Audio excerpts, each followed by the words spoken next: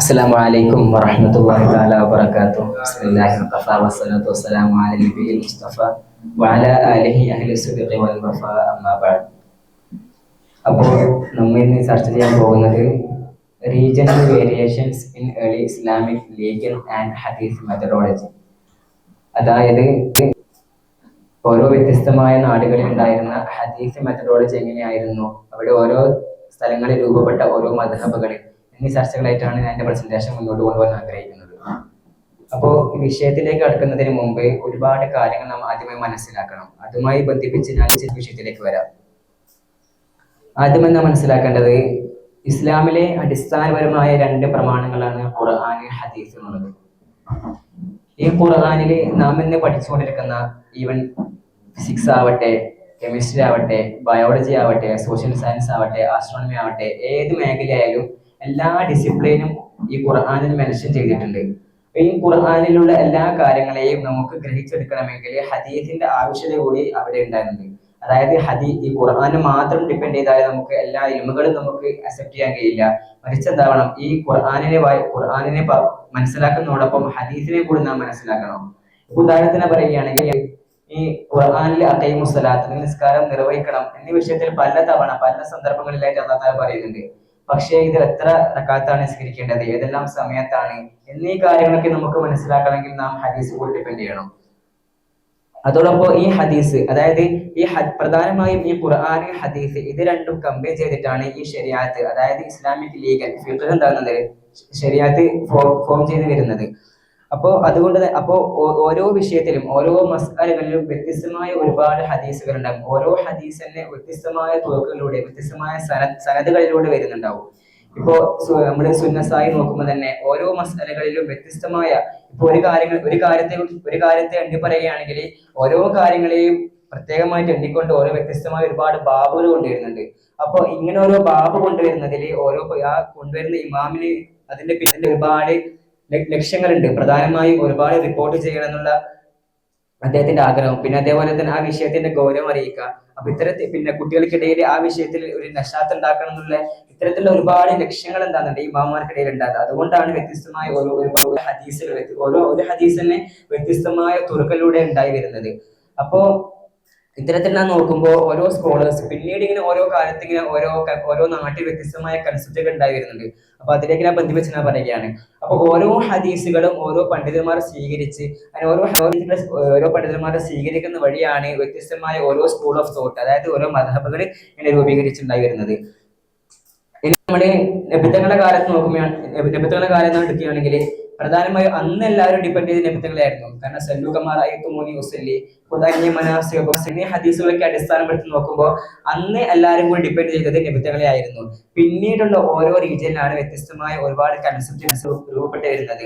മാത്രമല്ല നബിത്തങ്ങളുടെ കാലത്ത് ഓരോ സ്വഹാബത്തിനെയും വ്യത്യസ്തമായ നാടുകളിലേക്ക് തൗഹീദിനെ കുറിച്ച്, ഇസ്ലാമിനെ കുറിച്ച് വ്യത്യസ്തമായ നാടുകളിലുള്ള ജനങ്ങൾക്ക് പറഞ്ഞു കൊടുക്കാൻ വേണ്ടി നബിത്തങ്ങൾ തന്നെ ഓരോ സഹാബത്തിനെയും വ്യത്യസ്തമായ നാടുകളിലേക്ക് അയക്കുന്നുണ്ട്.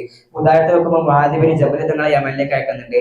പിന്നെ അതുമാത്രമല്ല, പിന്നെ മറ്റൊരു മാർഗം എന്നുള്ളത് ഈ ഓരോ കബീലക്കാരും ഓരോ ഫിഖ്ഹി മസ്അല അല്ലെങ്കിൽ മറ്റെന്തെങ്കിലും കാര്യത്തിന് വേണ്ടിയിട്ട് നബിത്തങ്ങളെ അടുത്തേക്ക് വരികയും അങ്ങനെ ആ കാര്യങ്ങളെ കുറിച്ച് അന്വേഷിച്ച് മനസ്സിലാക്കുകയും പിന്നെ ആ കബീലക്കാർ തന്റെ നാട്ടിലേക്ക് പോകുന്ന സമയത്ത് എന്താവും നബിത്തങ്ങൾ നബിത്തങ്ങൾ ഓരോ കാര്യങ്ങളെ കുറിച്ച് നിസ്കരിക്കണം, ഇസ്ലാമിന്റെ പ്രധാനപ്പെട്ട പ്രിൻസിപ്പിൾസ് ഒക്കെ ഓരോ കബീലക്കാർക്ക് പറഞ്ഞു കൊടുക്കാനുണ്ടായിരുന്നു. അപ്പൊ ഇത്തരത്തിലാണ് ഗ്ലോബലായിട്ട് ഇസ്ലാം ഇങ്ങനെ സ്പ്രെഡായി വന്നിട്ടുണ്ടായിരുന്നത്.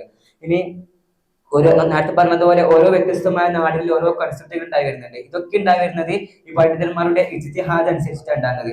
അപ്പൊ നബിത്തങ്ങൾ തന്നെ പറയുന്നുണ്ട് ഇജ്തിഹാദു ഉമ്മത്തി റഹ്മത്തുൻ, പിന്നെ ലാ തജ്തമി ഉമ്മത്തി അലാ ളലാല, പിന്നെ നിങ്ങൾ ഇജ്തിഹാദ് ചെയ്താൽ ഒരാൾ ഇജ്തിഹാദ് ചെയ്യുകയും അതിനെ അസ്വാബ ശരിയായ രൂപത്തിൽ അവർ അതിനെ എത്തിക്കുകയും ചെയ്താൽ രണ്ട് കൂടിയുണ്ട്. അപ്പൊ ഈ ഹദീസൊക്കെ അടിസ്ഥാനപ്പെടുത്തി നോക്കുമ്പോൾ ഇത്തരത്തിൽ ഓരോ ഉണ്ടായി വരുന്നതിൽ ഒരു ഇസ്മുള്ള ഒരു കാര്യമല്ല, ഇത് ഒരു ഇസ്മുള്ള കാര്യമല്ല എന്നൊരു തീരുമാനത്തിലേക്ക് നമുക്ക് എത്താൻ സാധിക്കും. ഇനി ഞാൻ നേരത്തെ പറഞ്ഞതുപോലെ ഒരു വ്യത്യസ്തമായ നാടുകളെ കുറിച്ചാണ് മെൻഷൻ ചെയ്യുന്നത്. അപ്പൊ പ്രധാനമായും കൂഫ, ബസറ, മദീന, ഷാം എന്നീ 4 പ്രധാന കേന്ദ്രങ്ങളിൽ സെൻട്രൽ ബേസ് ആയിട്ടാണ് സംസാരിക്കുന്നത്. കാരണം പ്രധാനമായും ആ സമയങ്ങളിൽ, അതായത് നബിത്തങ്ങളുടെ വഫാത്തിന് ശേഷം പിന്നീട് പ്രധാനമായും ഇങ്ങനെ ഓരോ കൺസെപ്റ്റുകൾ ഉണ്ടായി വരുന്നത് ഇത്തരത്തിലുള്ള ഓരോ കേന്ദ്രങ്ങളിലായിരുന്നു. അപ്പോ ഈ മൂന്ന് സ്ഥലങ്ങളെ മദീന, ബസറ, ഷാം അവിടെ നിന്ന് നിർത്തിയിട്ട് മദീന, ഷാം, ബസറ ഈ മൂന്ന് നഗരങ്ങൾ എടുത്തു നോക്കുമ്പോൾ ഈ സ്വഹീഹുൽ ബുഖാരിയിലെ മൊത്തത്തിൽ ഈ 6 ഗ്രന്ഥങ്ങളും ഈ സിഹാഹു സിത്തയിലെ 6 ഗ്രന്ഥങ്ങളും ഇതിലുള്ള എല്ലാ റാവിമാരെ നമ്മൾ എടുത്തു നോക്കുമ്പോൾ ഇതിനെ മൊത്തം റാവിമാരെ 3 ഭാഗമാക്കുമ്പോൾ അതിലെ മൂന്ന് ഭാഗത്തിലെ ഒരു ഭാഗവും, അതായത് മൊത്തം ഈ 3 സ്ഥലങ്ങളിൽ ഉണ്ടായിരുന്ന പണ്ഡിതന്മാരായിരുന്നു. അതേപോലെ തന്നെ ഈ ഖിറാഅത്തിന് മൊത്തം 10 കാരികളുണ്ട്. അവർക്ക് തന്നെ ഓരോ കാരിനും ഓരോ ഈ 2 റാവിമാരും ഉണ്ട്. അപ്പൊ മൊത്തത്തിൽ 16 റാവിമാർ നോക്കുമെന്നാണ് ഈ 3 നാട്ടിൽ നിന്നുണ്ടായ പണ്ഡിതന്മാരായിരുന്നു ഉണ്ടായിട്ടുണ്ടായിരുന്നത്. പിന്നെ അതോടൊപ്പം നാം മനസ്സിലാക്കേണ്ട വേറൊരു കാര്യം, നേരത്തെ പറഞ്ഞതുപോലെ നബിത്തങ്ങളുടെ കാലത്തിന് ശേഷമാണ്, നബിത്തങ്ങളുടെ വഫാത്തിന് ശേഷമാണ് ഇങ്ങനെ ഓരോ നാട്ടുകളിൽ വ്യത്യസ്തമായ കൺസിലുകൾ ഉണ്ടായി വരുന്നത്. അപ്പൊ പ്രധാനമായും വ്യത്യസ്തമായ നാടുകളിൽ ഉണ്ടായിരുന്നത് ഇബ്നു മസ്ഊദ് തങ്ങളെ അസ്ഹാബുകള്, തലാമീദ്, പിന്നെ ഇബ്നു അബ്ബാസ് തങ്ങളെ, പിന്നെ സെയ്ദ് ബിൻ ഹാരിസ് തങ്ങളെ, പിന്നെ ഇബ്നു ഉമർ തങ്ങളെ, പ്രധാനമായും ഈ 4 സ്വഹാബത്തിന്റെ അസ്ഹാബുകളെ തലാമീദുകളായിരുന്നു വ്യത്യസ്തമായ നാടുകളിലായിട്ട് ഉണ്ടായിട്ടുള്ളത്. ഇനി നാം ആദ്യമായി പറഞ്ഞത് മദീനയെ കുറിച്ചാണ്. മദീനയെ കുറിച്ച് സംസാരിക്കുമ്പോൾ നമുക്ക് എല്ലാവർക്കും അറിയാം, നബി തങ്ങൾ ഒരുപാട് കഷ്ടങ്ങൾ അനുഭവിച്ച് പിന്നെ മദീനയിലേക്ക് പോവുകയും അങ്ങനെ ഇസ്ലാമിക ചരിത്രത്തിൽ പുതിയൊരു സിവിലൈസേഷൻ ഫോം ചെയ്യുന്നത് ഈ മദീനയിലാണ്.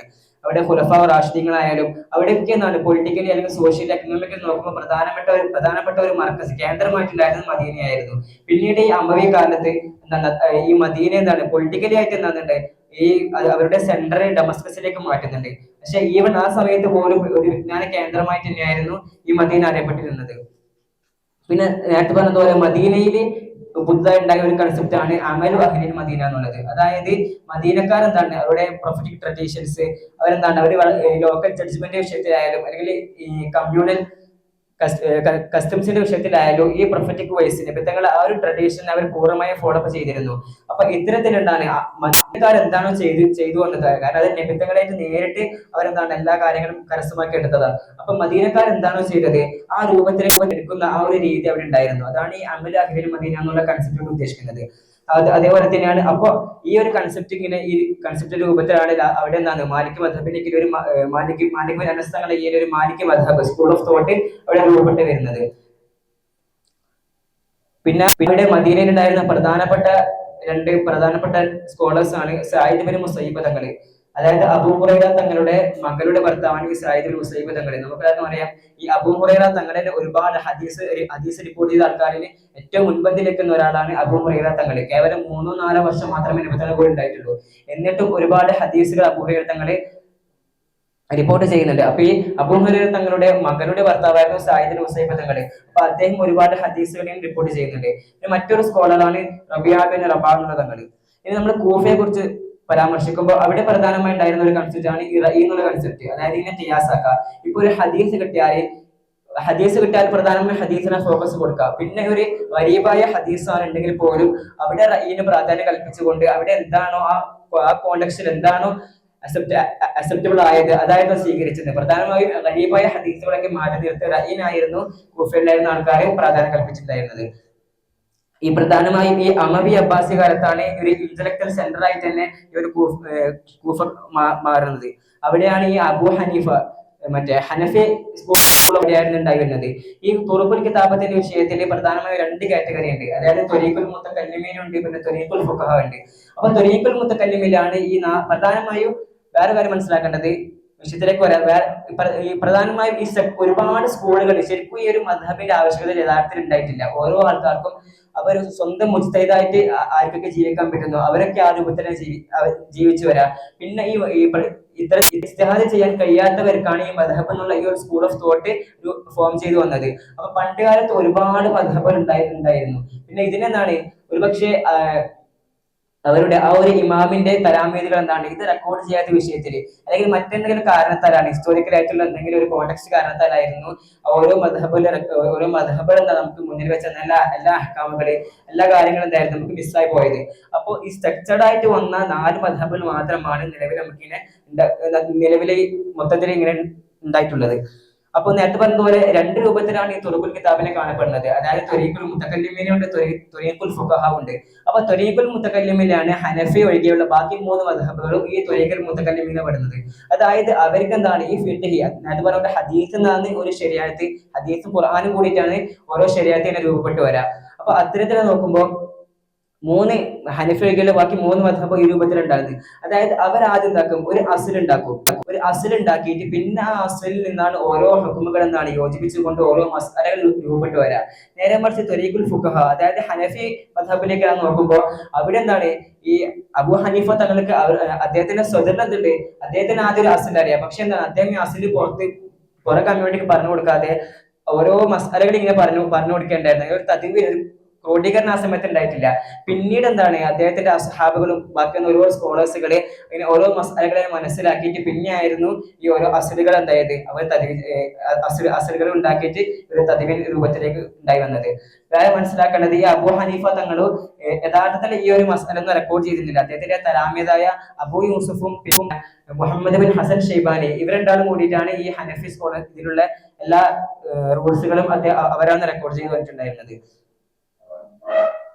ഇനി നാം ബസറയിൽ നോക്കുമ്പോൾ നേരത്തെ പറഞ്ഞ മദീനയിലെ പ്രധാനമായി അമൽ അഹ്ലി മദീന എന്നുള്ള കൺസെപ്റ്റും കൂഫയിൽ റഅയ് എന്നുള്ള കൺസെപ്റ്റും ഖിയാസിനെ പ്രാധാന്യം കൽപ്പിക്കുകയുണ്ടായി. പിന്നെ ബസറയിൽ നോക്കുമ്പോൾ രണ്ടും കൂടി ഇന്റഗ്രേറ്റ് ചെയ്ത് പോകുന്ന രൂപത്തിലായിരുന്നു ബസറയിൽ ഉണ്ടായിരുന്നത്. ബസറയിൽ പ്രധാനമായും ഉണ്ടായ ഒരു പണ്ഡിതനാണ് ഹസൻ അൽ ബസരി തങ്ങൾ, അതായത് താബിഈങ്ങളുടെ നേതാവാണ് ഹസൻ ബസരി തങ്ങൾ. അപ്പോ ഈ ഹസൻ ബസരി തങ്ങളിൽ എന്താണ്, സ്വന്തമായി ഒരു സ്കൂൾ ഓഫ് തോട്ട്, ഒരു മദ്ഹബ് ഉണ്ടാക്കാൻ കഴിവുള്ള ഒരു പണ്ഡിതനാണ്. പക്ഷെ എന്താണ്, അദ്ദേഹത്തിന്റെ തലാമത്തിൽ റെക്കോർഡ് ചെയ്യാത്ത വിഷയത്തിൽ അല്ലെങ്കിൽ മറ്റെന്തെങ്കിലും ഹിസ്റ്റോറിക്കൽ ആയിട്ടുള്ള എന്തെങ്കിലും ഒരു കാരണത്താലാണ് പിന്നെ ഇത് രൂപീകരിക്കപ്പെടാത്ത ഒരു സന്ദർഭത്തിലേക്ക് എത്തിയത്. പിന്നെ ഈ കൂഫക്കാരും ബസറക്കാരും, ഈ കൂഫയിൽ തന്നെ ഈ അറബികളില്ലാത്ത ബാക്കി ആജമികളായ ഒരുപാട് ആൾക്കാരുണ്ടായിരുന്നു. അപ്പൊ സ്വാഭാവികമായി കൂഫക്കാർ റഈന് പ്രാധാന്യം കൽപ്പിക്കുന്നത് കാരണത്താൽ ഒരുപാട് ലീഗൽ ഡിബേറ്റ്സ് ഈ അറബികളും ആജമികളും തമ്മിൽ ഒരുപാട് ഉണ്ടാവാറുണ്ട്. അതേപോലെ തന്നെ ഈ ബസറക്കാരും ഈ കൂഫക്കാരും തമ്മിൽ നഹ്വിൽ മാത്രമല്ല മറ്റ് ഈ ഒരു വിഷയത്തിലൊക്കെ ഫിഖ്ഹി മസ്അലകളൊക്കെ എന്താണ് അവർ തമ്മിൽ ഒരുപാട് ഇഖ്തിലാഫ് ഉണ്ടാകുന്നുണ്ട്. ഇപ്പൊ വുദൂഇൽ എന്താണ്, വുദൂ എടുക്കുന്ന സമയത്ത് തലയിൽ തലപ്പാവ് ഉണ്ടെങ്കിൽ തലപ്പാവ് തടവിയാൽ മതി എന്നാണ് ബസറക്കാർ പറയാ. അതിനെതിർത്ത് അഭിപ്രായം പറയും. പിന്നെ അതേപോലെ തന്നെ വേറൊരു മസലയാണ് ഈ ബാങ്ക് കൊടുക്കുന്ന സമയത്ത് മഅ്ദിനെ സംസാരിക്കാൻ പറ്റൂല വിഷയത്തിൽ. അപ്പൊ സംസാരിക്കാൻ പറ്റുന്നാണ് കൂഫക്കാർ പറയുന്നത്. അപ്പൊ ഇത്തരത്തിൽ ഫിഖ്ഹി മസലകൾ എന്തുണ്ട്, അവർക്കിടയിൽ ഒരുപാട് ഇഖ്തിലാഫുകൾ ഉണ്ടായി വരുന്നുണ്ട്. പിന്നെ അടുത്തൊരു പ്രധാനപ്പെട്ട സെന്ററാണ്, റീജിയനാണ് ഷാം, അതായത് നമ്മൾ ഇന്ന് സിറിയ എന്ന് പറയുന്ന പണ്ടത്തെ ഷാം. അപ്പൊ അവിടെ പ്രധാനമായി ഉണ്ടായിരുന്നത് ഔസായി തങ്ങളായിരുന്നു. അപ്പൊ അദ്ദേഹത്തിന് നേരത്തെ പറഞ്ഞതുപോലെ ഹസൻ ബസരി തങ്ങളെ പറ്റി പറഞ്ഞതുപോലെ ഒരു പ്രത്യേകമായ ഒരു സ്കൂൾ ഓഫ് തോട്ട് അദ്ദേഹത്തിന് രൂപീകരിക്കാനുള്ള അവർ അദ്ദേഹത്തിന് ഉണ്ടായിരുന്നു. പക്ഷെ എന്താണ്, അദ്ദേഹത്തിന്റെ തലാമീദോ അങ്ങനെ മറ്റ് രൂപത്തിൽ റെക്കോർഡ് ചെയ്യാത്ത വിഷയത്തിലായിരുന്നു പിന്നീട് അത് മിസ്സായി പോയത്. അപ്പൊ ഇത്തരത്തിൽ ഓരോ നാടുകളിൽ വ്യത്യസ്തമായ ഓരോ കൺസെപ്റ്റുകൾ ഉണ്ടായി വരുന്നത്. അസ്സലാമു അലൈക്കും.